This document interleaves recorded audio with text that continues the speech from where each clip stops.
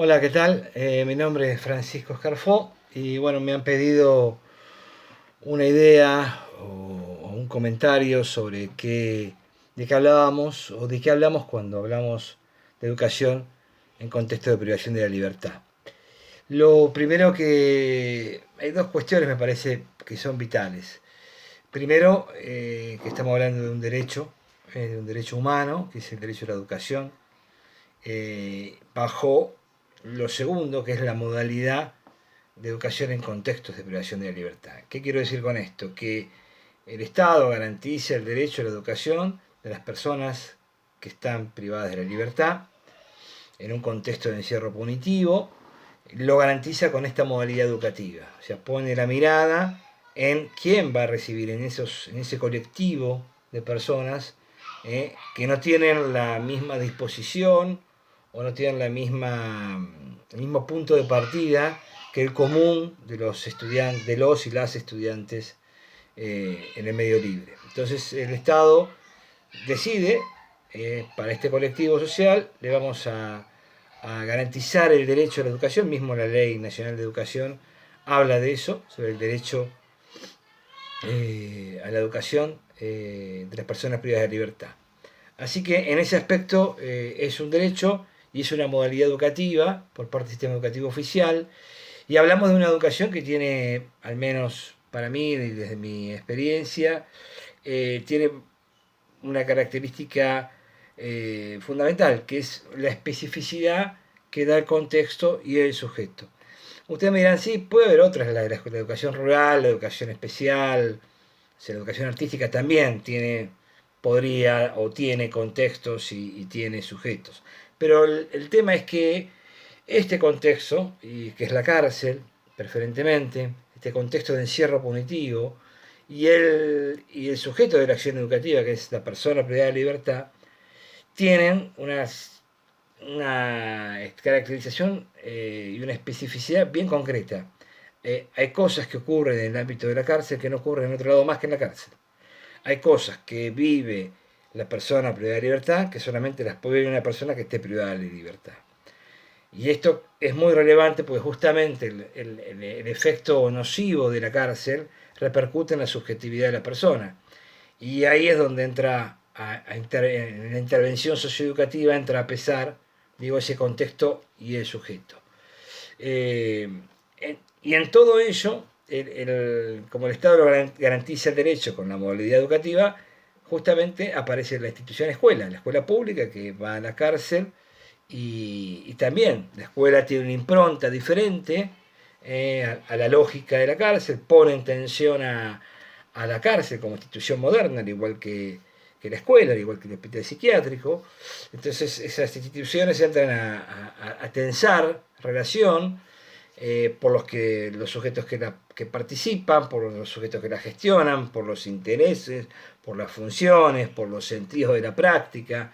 Por eso es relevante y es muy auspicioso que el Estado asuma que hay una educación específica para este colectivo y para este contexto, y también asuma también la formación de quienes van a intervenir en ese contexto, porque no es lo mismo dar clases en un ámbito rural o en una escuela del centro, de la ciudad, de cualquier ciudad, que dar educación dentro de una cárcel.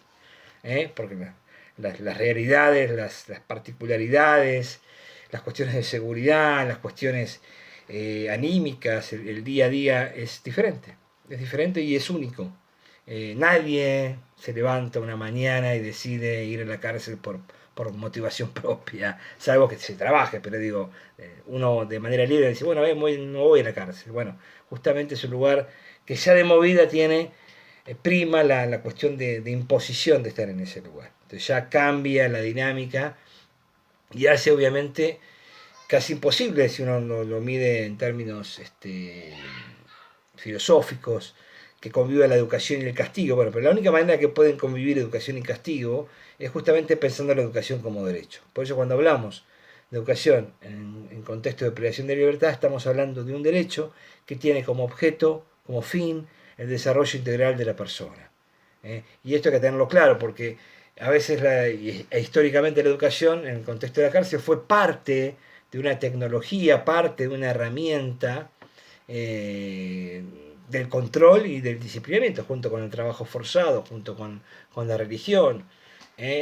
Entonces, atención, digo, porque es un derecho que tiene obligaciones por parte del Estado a protegerlo, a promoverlo, a garantizarlo, eh, a darlo de manera amplia y con calidad.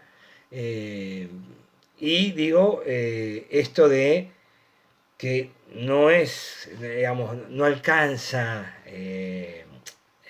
con poner maestros y escuelas en la cárcel. Eso es condición necesaria, no suficiente. Yo puedo poner maestros y los maestros o profesores o profesoras son tal o más funcionales a la lógica premial, a la dinámica de la cárcel y en verdad nos generan la transformación de ese sujeto, ¿no? y la transformación que tiene que generar la escuela. Entonces me parece que ahí es relevante la formación justamente, no solamente para tener una práctica transformadora, clásica o esperable de cualquier educador, sino que justamente en ese contexto no hay otra posibilidad más que ser justamente transformador. Porque en la cárcel obviamente hace daño, la cárcel estigmatiza, la cárcel es segregativa, la cárcel genera dolor, la cárcel es un sistema cruel, controla, disciplina, detiene cuerpos, y los cuerpos hablan, y los cuerpos están median el aprendizaje también.